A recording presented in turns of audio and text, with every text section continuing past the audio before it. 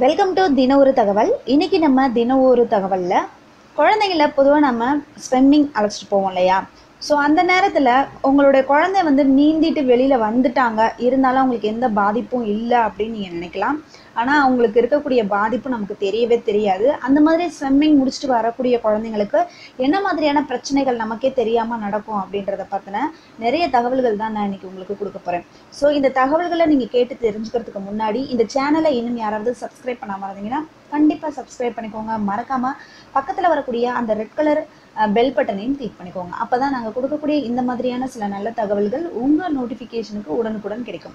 சரி வாங்க, என்ன மாதிரியான பாதிப்புகள் இருக்குது, அதில் எத்தனை வகைகள் இருக்குது, அதெல்லாம் என்னென்ன, அதன் மூலயமா நம்ம வந்து அதை எப்படி க்யூர் பண்ணலாம் அப்படின்ற விஷயங்கள் எல்லாத்தையுமே நான் உங்களுக்கு சொல்கிறேன்.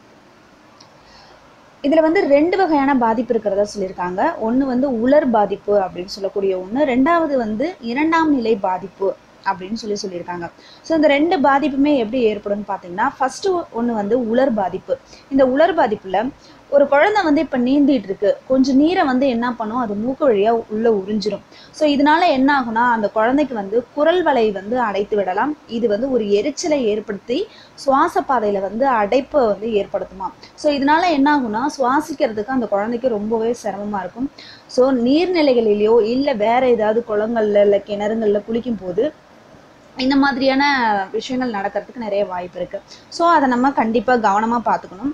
2ஆம் நிலை பாதிப்புன்னு பார்க்க போனீங்கன்னா, இந்த பாதிப்பு ஏற்படக்கூடிய இன்னும் அதிக நேரம் ஆகும். எப்படின்னு பார்த்தீங்கன்னா, வழக்கமாக 1லேருந்து 24 நேரம் வரைக்கும் என்ன அப்படின்னா, குழந்தைகள் வந்து நீந்தும் பொழுது சிறிது நீர் என்ன ஆகும்னா நுரையீரலை சென்றடையும் போது இந்த பாதிப்பு வந்து ஏற்படுதான்.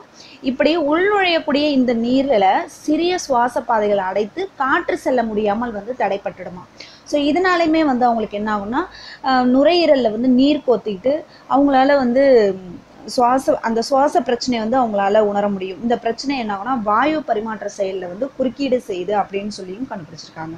ஸோ இந்த 2 பாதிப்பும் தான் ஏற்படும். இதற்கான அறிகுறிகள் என்ன மாதிரியெல்லாம் இருக்கும் அப்படின்னு பார்த்தீங்கன்னா, உலர்ந்த மற்றும் 2ஆம் நிலை பாதிப்பு 2க்குமே ஒரே மாதிரியான அறிகுறிகள் தான் இருக்கும். ஸோ 2க்கும் தனித்தனியான அறிகுறிகள்லாம் இருக்குமா அப்படின்னா கிடையாது. ஏன்னா இது ஒரே சிம்டம்ஸ் தான். தண்ணியில் அவங்க விளையாண்டுட்டு வந்தாங்கன்னா அவங்களுக்கு இந்த மாதிரியான நான் சொல்லக்கூடிய இப்போ நான் ஒரு 4-5 சிம்டம்ஸ் சொல்ல போகிறேன். இது எல்லாமே வந்து அவங்களுக்கு இருக்கும். ஸோ அந்த மாதிரி இருந்துச்சுன்னா நம்ம என்ன ஃபர்ஸ்ட் எய்ட் பண்ணணும் அப்படின்றதையும் நான் சொல்லிடுறேன். ஒன்று வந்து இருமல் இருக்கும் அவங்களுக்கு. அவங்க நீந்தி முடிச்சுட்டு வெளில வந்தோடனே ரொம்ப இரும ஆரம்பிச்சிருவாங்க. ஸோ 2வது வந்து நெஞ்சுவலி. ரொம்ப நேரம் நீந்திட்டு இருந்ததுனால வந்து நெஞ்சு வலிக்கிறதுக்கும் வாய்ப்பு இருக்குது. 3வது வந்து மூச்சு விடுவதில் சிரமம். ஸோ தண்ணி வந்து மூக்கு வழியாக உள்ளே போகும்போது அவங்களுக்கு அந்த மூச்சு குழாயில் வந்து அடைப்பு ஏற்படும்னு சொன்னேன். ஸோ அதனால வந்து அவங்களுக்கு வந்து மூச்சு விடுறதுல ரொம்பவே கஷ்டமாக இருக்கும். அடுத்து 4வது வந்து மிகுந்த களைப்பு. ரொம்ப டயர்டாகிடுவாங்க. நம்ம என்னதான் தண்ணியில் வந்து ஜாலியாக விளையாண்டுட்டு வந்தாலுமே வந்து குழந்தைங்களுக்கு ரொம்பவே பிடிச்சது இந்த ஸ்விம்மிங். பெரியவங்களாக இருந்தாலுமே வந்து ரொம்ப சம்மர் சீசன்லாம் பார்த்தீங்கன்னா நிறைய பேர் வந்து ஸ்விம்மிங் ஃபுல்லாக தான் இருப்பாங்க. ஸோ அந்த மாதிரி இருக்கும்போது ரொம்ப நேரம் அவங்க இந்த நீந்திட்டு வரும்பொழுது இந்த மாதிரியான பிரச்சனைகள் இருந்ததுனாவே, இந்த மாதிரி சிம்டம்ஸ் இருந்ததுனாவே வந்து அவங்களுக்கு ஏதோ ஒரு 2 இந்த நான் சொன்ன இந்த உலர்ந்த பாதிப்பு, 2ஆம் நிலை பாதிப்பு, இதில் 2ல ஏதோ ஒன்று வந்து அவங்களுக்கு அட்டாக் ஆயிருக்கு அப்படின்னு நம்ம கண்டுபிடிச்சிடலாம். 5வது பார்த்தீங்கன்னா, எளிதில் எரிச்சலடையும் தன்மை மற்றும் நடத்தை மாற்றங்கள். ஒரு மாதிரி டயர்டாக வருவாங்க. அதுக்கப்புறம் ஏதாவது நம்ம கேட்டால் கூட ரொம்ப எரிஞ்சு பேசுவாங்க, இல்லை எரிச்சலாக பேசுவாங்க. அவங்களுடைய ஆக்டிவிட்டீஸே வேறு மாதிரி இருக்கும். ஏன்னா அந்த அளவுக்கு வந்து தண்ணி மூக்கொழி அவ்வளோ இல்லை ஏதாவது ஒரு ஃபீலிங்ஸ் வந்து அவங்களுக்கு இருக்கும். அதை வந்து அவங்களால நம்மக்கிட்ட சொல்ல முடியாது. வழக்கமாகவே குழந்தைங்க வந்து நீந்தியத்துக்கு அப்புறம் வந்து என்ன ஆகுவாங்கன்னா ஒரு மாதிரி டயர்ட் ஆகிடுவாங்க. அது எல்லாருக்குமே உள்ளது தான். இதனால வந்து அவங்களுக்குள்ள ஒரு எரிச்சல் உணர்வும் இருக்கும். நீங்கள் 24 மணி நேரம் விழிப்பாக இருந்து தான் குழந்தைங்க எந்த அளவுக்கு தண்ணியில் நீந்திட்டு இருக்காங்க, அவங்களுக்கு என்ன மாதிரியான பாதிப்புலாம் வரும் அப்படின்ற மாதிரி இருக்கக்கூடிய சிம்டம்ஸ் ஏதாவது தெரிஞ்சுதுன்னா நீங்கள் அதை வந்து கவனிச்சுட்டே இருக்கணும். அடுத்து இதுக்கு அப்புறமும் வந்து என்னென்ன அறிகுறிகள்லாம் இருக்கலாம் அப்படின்னு பார்த்தீங்கன்னா, இதை இல்லாமல் வேறு ஏதாவது அறிகுறிகள் இருக்குமா அப்படின்னு பார்த்தீங்கன்னா, இந்த அறிகுறிகள் வந்தாலுமே சரி, இந்த சிம்டம்ஸ் இருக்குது. ஸோ அதுக்கப்புறம் நான் என்ன பண்ணணும்னு பார்த்தீங்கன்னா, கண்டிப்பாக டாக்டர்கிட்ட கூட்டிகிட்டு போகணும். ஸோ இவங்களுக்கு என்ன மாதிரியான மருத்துவம் கொடுப்பாங்க அப்படின்னு பார்த்தீங்கன்னா, இந்த பாதிப்புக்கு வந்து அவசர சூழ்நிலையாக இருந்தால் அதுக்கு தகுந்த மாதிரி மூச்சு பயிற்சிகள் கொடுத்து அந்த நீரை வந்து வெளியேற்றுறதுக்கு ஏதாவது இது பண்ணுவாங்க. அடுத்து இல்லைனாக்க அந்த குழந்தைங்கள வந்து சிறப்பான ஒரு மருத்துவ பிரிவில் வச்சு கண்காணிச்சுட்டு வருவாங்க. அறிகுறிகள் தனி இல்லை, ரொம்பவே மோசமாக இருக்குது, குழந்தைங்களுக்கு வந்து இன்னமும் மூச்சு விடுறதுக்கு ரொம்ப சிரமமாக இருக்குது, ஸோ உள்ளுக்குள்ளே வேறு ஏதோ ப்ராப்ளம் ஆயிடுச்சு போல் அப்படின்னு இருந்துச்சுன்னா குழந்தைக்கு என்ன பண்ணுவோம், ஆக்சிஜன் கொடுப்பாங்க.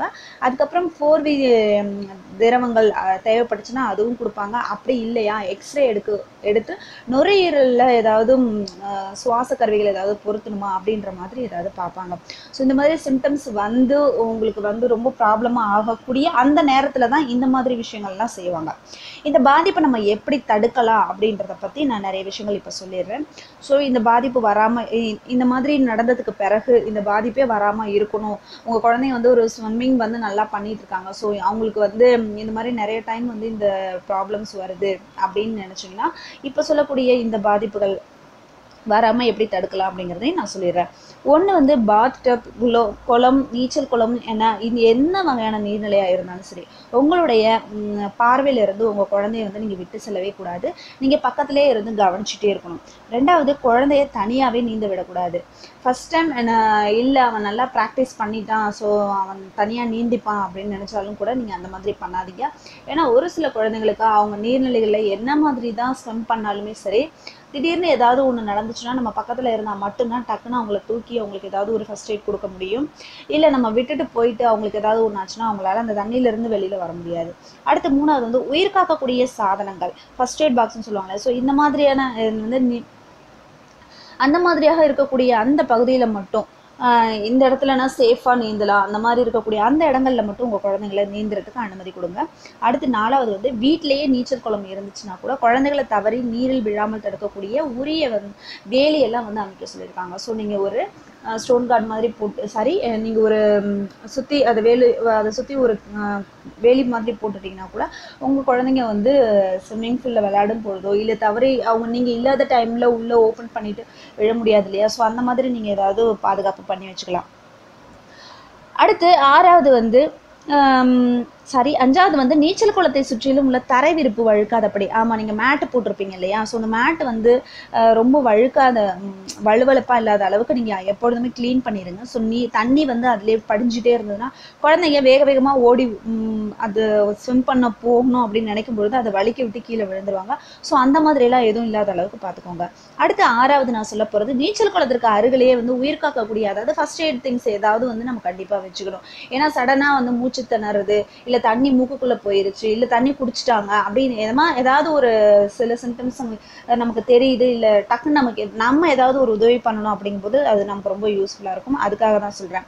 அடுத்து ஏழாவது பார்த்தீங்கன்னா 3 வயதுக்கு குறைவாக இருக்கக்கூடிய அந்த குழந்தைங்களுக்கு லைஃப் ஜாக்கெட் அணிஞ்சு மட்டும்தான் நீங்கள் வந்து நீரில் இறக்கி விடணும்.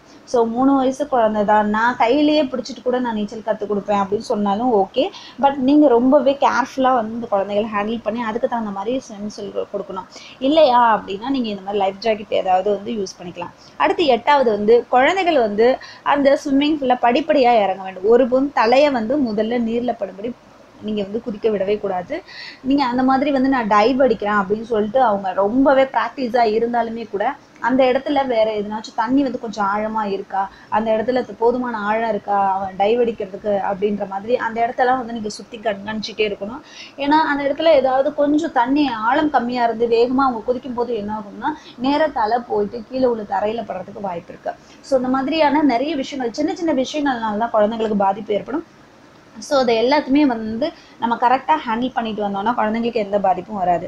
அடுத்து 9வது வந்து அந்த ட்ரை சைக்கிள் இல்லைன்னா சக்கரங்கள் கொண்ட சின்ன சின்ன பொம்மைகள்லாம் இருக்கும் தெரியுமா, இதெல்லாம் வந்து நீங்கள் வந்து குளத்துக்கு பக்கத்தில் வச்சுருக்கவே வேண்டாம். ஏன்னா குழந்தைங்க விளையாண்டுட்டு இருக்கும்போது அதெல்லாம் வந்து அது ஒருவேளை அந்த ஸ்விம்மிங் பூலில் விழுந்துடலாம். ஒருவேளை வீட்டில் இருக்கும்பொழுது அந்த ஸ்விம்மிங் பூல் பக்கத்தில் வேறு எதுவுமே நீங்கள் வச்சுருக்காதீங்க. அப்படி நீங்கள் ஏதாவது வச்சுருந்தீங்கன்னா விளையாண்டுட்டு இருக்கக்கூடிய குழந்தைங்க மேலே கூட விழுந்துடலாம். இல்லை அந்த பொம்மை எடுக்க போகிறேன்னு சொல்லிட்டு அவங்க நேராக வந்து பொம்மை இழுக்க போய் வேறு எதுனாவது கூட உள்ளே விழுந்துடலாம். ஸோ இந்த மாதிரி நிறைய விஷயங்கள் இருக்குது. இதெல்லாம் வந்து நீங்கள் ரொம்பவே பாதுகாப்பாக பார்த்துக்கணும். அடுத்து 10வது வந்து சில சமயம் என்ன பண்ணுவாங்க குழந்தைகள், அந்த ஸ்விம்மிங் பூலில் ரொம்ப நேரம் வந்து மூழ்கிட்டு விளையாடணும் அப்படின்னு சொல்லிட்டு விளையாடுவாங்க. அந்த மாதிரியான விளையாட்டெல்லாம் வந்து நீங்கள் அலோவ் பண்ணவே கூடாது. ஸோ நான் ரொம்ப நேரம் வந்து நான் உள்ளே போயிட்டு நான் டம்ப் பண்ணுவேன், என்னால் முடியும், நீ கவுண்ட் பண்ணிக்கோ அப்படின்லாம் சொல்லிட்டு இந்த மாதிரி வந்து தேவையில்லாமல் சவால்லாம் விட்டுட்டு உள்ளே போயிட்டு இது பண்ணிட்டு இருப்பாங்க. ஸோ ஒரு சில குழந்தைங்களுக்கு அது வேறு மாதிரி விபரீதமாக ஆகிடும். ஸோ அந்த மாதிரியான விளையாட்டுகளை வந்து நீங்கள் தவிர்த்துடுங்க. அதெல்லாம் வந்து குழந்தைங்களுக்கு சொல்லிக் கொடுக்காதீங்க.